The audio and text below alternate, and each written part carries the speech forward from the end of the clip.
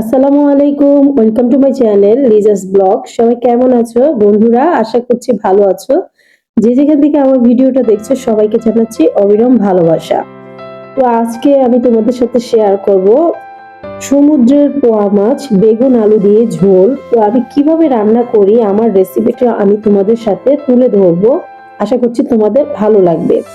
তো বরাবরের মতনই আমার সাথে পুরো টাইম ওয়াচ জুড়ে থাকবে, আর প্লিজ টেনে কেউ দেখবে না। তো আমার এই মজাদার সমুদ্রের পোয়া মাছের রান্নাটা যদি দেখতে হয় তা অবশ্যই প্রথম থেকে একদম শেষ অবধি দেখতে দেখতে হবে। তো এই যে গাইস, দেখতেই পাচ্ছ আমি কি অসাধারণ ভাবে রান্না করে নিয়েছি সমুদ্রের পোয়া মাছ বেগুন দিয়ে ঝোল।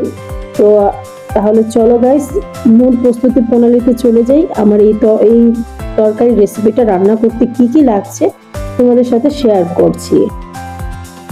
এই যে গাইস, আমি সম্পূর্ণ সব উপকরণগুলো নিয়ে নিয়েছি। এখানে আমার সমুদ্রের পোয়া মাছ আছে, তারপরে মশলা আছে, আমার যা প্রয়োজনীয় মশলা সব একে আমি সব নিয়ে নিয়েছি এখানে। এই যে গাইস, দেখতেই পাচ্ছ, তো আমার এখানে সব মশলাগুলো আমি একসাথে করে নিয়েছি। এখানে আমার লাগছে হলো সমুদ্রের পোয়া মাছ। এখানে আমার প্রয়োজন মতন নিয়েছি আমি 8 পিস পোয়া মাছ নিয়েছি। সমুদ্রের যে কোনো মাছ দিয়ে বেগুন আলু দিয়ে রান্না করতে পারো। তা আমার কাছে এই সমুদ্রের পোয়া মাছটা বেগুন আলু দিয়ে রান্না করলে খুবই অসাধারণ লাগে, তাই আমি তোমাদের সাথেও শেয়ার করছি। আশা করছি তোমাদেরও ভালো লাগবে। সয়াবিন তেল লাগবে 1 কাপ। কাঁচা মরিচ নিয়েছি আমি এখানে 10 পিস। তারপর এখানে নিয়েছি আমি জিরা, আস্ত জিরা। তারপর আমি এখানে নিয়েছি হাফ কাপ পেঁয়াজ নিয়েছি কুচি করে কেটে। তারপর আমি নিয়েছি আদা রসুন বাটা 1 টেবিল চা চামচ। তারপর আমি এখানে 1.5 চা চামচ করে মরিচ গুঁড়ো, হলুদ গুঁড়ো, ধনিয়া গুঁড়ো আর লবণ নিয়েছি 1 টেবিল চামচ, আর একটা তেজপাতা। তো আর লাগছে হলো এই পোয়া মাছ দিয়ে রান্না করার জন্য বেগুন আর আলু। আমি এইভাবে আলুটা কেটে নিয়েছি আর বেগুনটা কেটে নিয়েছি। আমি আলুটা গোল গোল করে চাকচাক করে কেটে নিয়েছি, দেখতেই পাচ্ছ তোমরা বন্ধুরা। আর তোমাদের ইচ্ছে মতো তোমরা কাট করতে পারো সবজি। তো আমার কাছে এইভাবে ভালো লেগেছে, তাই আমি এভাবে কাট করে নিয়েছি।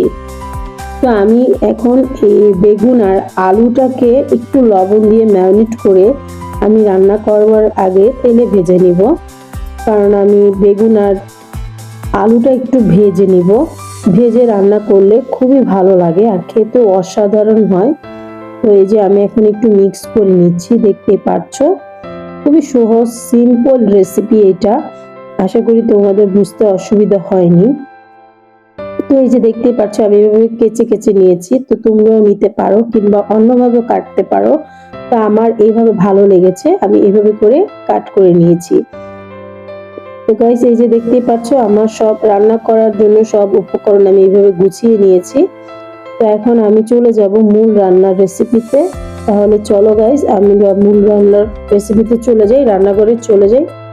তো গাইস, আমি প্রথমে রান্নাঘরে চলে এসেছি। আমার এখানে জিরা ফাঁকি লাগবে, তো আমি প্রথমে জিরাটা টেলে নিচ্ছি। আর বিশ্বাস করবে এইসব তরকারিতে একটু তাজা মানে সাথে সাথে জিরা ফাঁকিটা দিলে কিংবা জিরা বাটাটা দিয়ে রান্না করলে রেসিপি অসাধারণ হয়, সুস্বাদু হয়। তো আমি জিরাটা টেলে নেওয়ার পর আমি এখন এই কড়াইতে পরিমাণ মতো সয়াবিন তেল দিয়ে আমি এখন বেগুনগুলো হালকা ভেজে নিব। কড়া করে ভাজবো না, শুধু হালকা জাস্ট এপিট আর ওপিট করে ভেজে নিব। তো এই যে গাইস, দেখতেই পাচ্ছ আমার বেগুনগুলো দিয়ে দিয়েছি, আমি দিচ্ছি এক একে করে। আর এই যে দেখতে পাচ্ছ, আর আমার কথায় যদি কোনো ভুল ত্রুটি থাকে অবশ্যই ক্ষমা দৃষ্টিতে দেখবে। তো এই যে এখন আমি বেগুনগুলো ভালো মতন করে এপিট ওপিট করে ভেজে তুলে নিব প্লেটে।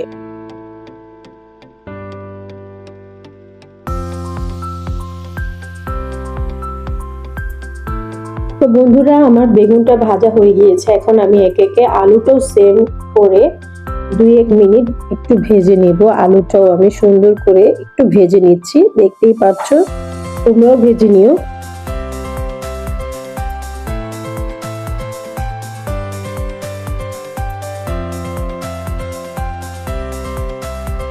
তো বন্ধুরা, এই যে আলুগুলো আমার ভাজা হয়ে গেছে, আমি আলুগুলো তুলে নিচ্ছি। এখন আমি ভাজবো হলো মাছগুলো। তো মাছগুলো সুন্দর করে ভাজতে হবে। আর যেহেতু পোয়া মাছ, সমুদ্রের পোয়া মাছ, এই পোয়া মাছগুলো একটু নরম থাকে, একটু ভালো করে ভেজে নিলে মাছটা শক্ত হয়ে যায়, তো মাছটা ভাঙার কোনো চান্স থাকে না। তা আমি একটু সময় নিয়ে এই মাছগুলো ভালো করে ভাজবো। তো তোমরা দেখতে থাকো আমি কিভাবে ভাজি।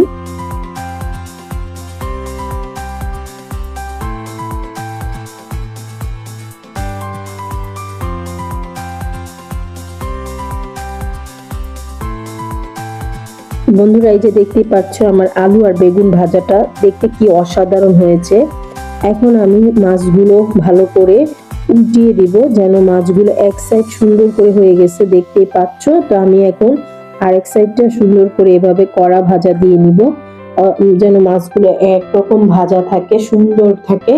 তো আমি যে এর জন্য মাছগুলো উল্টিয়ে দিচ্ছি, আর খুব ধৈর্য সহকারে এই মাছগুলো উল্টাবে, কারণ পোয়া মাছটা অনেক নরম থাকে। আস্তে আস্তে উল্টিয়ে দিতে হবে, যেন মাছগুলো না ভেঙে যায়, সেদিকটা খেয়াল রাখবে। আমার এই যে দেখতেই পাচ্ছ মাছগুলো ভাজা হয়ে গেছে।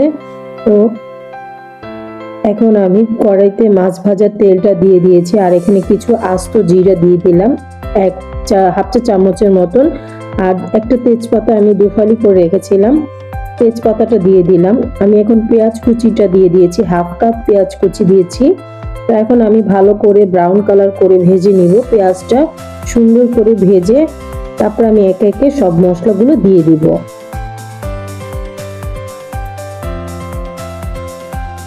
তো আমার এখন পেঁয়াজগুলো ভাজা হয়ে এসেছে। তো আমি এখানে আদা রসুন 1 টেবিল বাটা, 1.5 চামচ করে হলুদ, ধনিয়া আর মরিচ গুঁড়ো আর লবণ দিয়েছি 1 টেবিল চামচ। তো আমি এগুলো দিয়ে সম্পূর্ণ মশলাটা কষিয়ে নিচ্ছি। কষিয়ে এখন আমি মশলাটা পানি দিয়ে দিলাম, যেন সুন্দর মতো মশলাটা কষে যায়, হলুদের গন্ধ না বলে। এর জন্য ভালো করে মশলাটা কষিয়ে তারপর আমি এখানে বেগুন ভাজা আর আলু ভাজাটা দিয়ে দিব।